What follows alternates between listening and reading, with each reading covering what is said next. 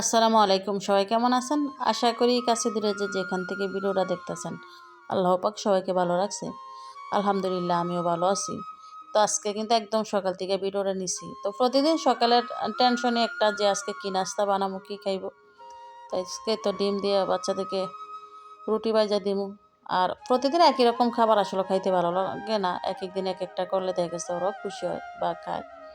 তো আমি ২টা ডিম নিছি আর ৪টা রুটি নিছিলাম, তো ভাইজা দিলাম। তো আসলে তেলের খাবারগুলো ওদেরকে একটু কম দিতে চাই, তবে দেখা গেছে ওরা তেলের খাবারগুলো অনেক বেশি পছন্দ করে।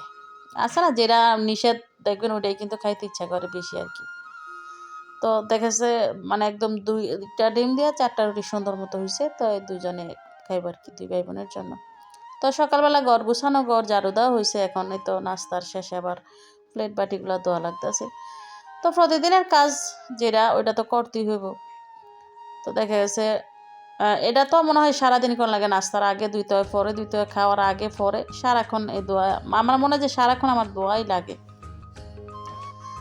তো এই তো দোয়ার কাজ শেষ করে আমি কাজের সময়, যেহেতু আসলে অন্য সময় সময় পাই না ফেজের কারণে, তো মাঝে মাঝে কাজের সময় একটু পাকিস্তানি ড্রামা দেখি। আমার এই পাকিস্তানি ড্রামাগুলো দেখতে খুব ভালো লাগে, সুযোগ পাইলে দেখি আর কি। আর এখন তো আসলে মোবাইলে অন্য কিছু দেখার তেমন সুযোগ নাই। যারা পেজ চালায় তারা পেজ নিয়ে মানে পেজ ছাড়া অন্য কিছু মানে চিন্তা করার সুযোগই থাকে না।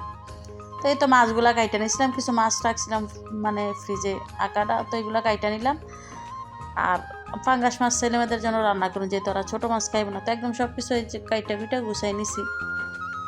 তো আসলে ক্যামেরায় তো দেখা যায় 1 সেকেন্ডের মধ্যে চেঞ্জ হয়ে যায়, তবে এর পিছনে কিন্তু অনেকটা সময় থাকে।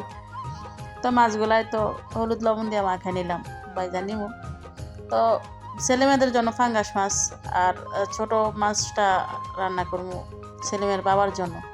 তা আমার সমস্যা নাই, আমার তো ছেলেমেয়েরও খাইতে পারি, ছেলেমেয়ের বাবার খাবারও খাইতে পারি, আমি সবই খাইতে পারি। মাছ মাংস, মাছ মাংস না থাকলে ভর্তা ভাজি যাই হোক আমার সমস্যা হয় না। তো এই ফাঙ্গাস মাছটা বাইরে একটু ট্যাংরা ট্যাংরা না, এগুলো বজুরি মাছ, আমরা বজ্জা মাছ বলি। ছোটোবেলায় কিন্তু অনেক ধরছে এই বজুরি মাছ। তো প্রথমে মাছটা ভুনা করে নিমু। তো আমার ছেলে মেয়ে আবার দেখা গেছে ফাঙ্গাস মাছটা একদম তেলে মানে পেঁয়াজ দিয়ে ভুনা করলে বেশি পছন্দ করে। আর এমনি তো যাদাই রান্না করি খাই, তবে এই ভুনা মাছটা খুব বেশি পছন্দ করে। তো এই তো তেলের মধ্যে পেঁয়াজ ভাজা ময় মশলা দিয়ে কষে, সাথে 2টা টমেটো দিয়েছিলাম। এখন মাছটা দিয়ে কষা নিলাম। এখন একটু জাল করার জন্য একটু পানি দিয়ে দিলাম আর কি। আর এই তো এখন ধনিয়া পাতা দিয়ে নামাই নেব আর কি। তো এখন শীতকালে এখন কিন্তু ধনিয়া পাতা মোটামুটি অনেক পাওয়া যায়।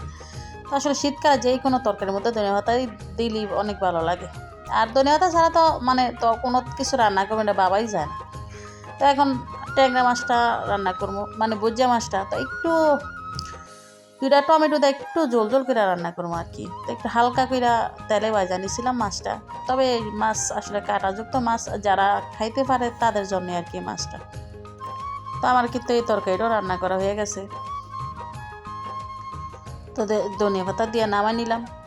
তো আসলে আমি কিন্তু এই রান্নার ফাঁকে গড়টর ঝাড়ু দিয়ে একদম সব কাজ সেরে নিছি। তবে এখন আমার যেহেতু রান্না করা শেষ, রান্নার পরেও কিন্তু কিছু কাজ থাকে। সকালের সময়টা একদম দুপুর পর্যন্ত কিন্তু এই রান্নাবান্নার ঝামেলা নিয়ে এভাবেই কেটে যায়। তো এই তো আমার রান্না শেষ করে কিন্তু আবার এই যে রান্নার পরে যে এগুলা আদোয়া হয়, এগুলো আবার সব কিছু দিয়ে নিব। তো মোটামুটি আগের কাজও শেষ। তো আমার রান্নার সব কাজ কিন্তু একদম সমান সমান আমি শেষ করি। গড় ঝাড়ু দিয়ে কিন্তু গড় মুছা নিছি রান্নার ফাঁকে ফাঁকি। তো আবার দেখা গেছে রান্না করার জায়গাটাও কিন্তু ভালোভাবে মোছা লাগে। তো এটা হচ্ছে বিকালের ভিডিও। তো আমি বিকালে একটু তো রং চা করলাম। প্রতিদিনই মানে চা খাই বিকালবেলা, যেহেতু এখন একটু ঠান্ডা ঠান্ডা মনে হয় যে চাটা খাইতে একটু ভালো লাগে আর কি। তো চা খাইতে খাইতে দেখলাম যে পোলাপান খেলতেছে। আসলে আমাদের বাড়ির মনে হয় যে একটা খেলার স্টেডিয়াম বললেই সারে, মানে মানে চারিদিক দিয়ে শুধু খেলা আর খেলা। দেখুন পোলাপান সারাক্ষণ এই একদমই খেলাধুলায় ব্যস্ত থাকে। তো এই তো ছেলে বললো যে আম্মু আসো ক্রাম খেলি। তো এই তো আমি আর আমার ছেলে আর আমার দেবরের ছেলে আর আমার মেয়ে। তো আসলে আমি এখন স্টেকি ধরতে পারি না, দেখলাম যে আসলে টোকা দিব আমি ওইটাই পারতাছি না। তারপরও সাহস করে খেলছিলাম। তো যদিও ম্যাচ জিতেও নাই ঠকেও নাই, যেহেতু সন্দেহ গেছিলো, তো ম্যাচটা ড্র রেখে কিন্তু খেলা বন্ধ করে দিয়েছিলাম।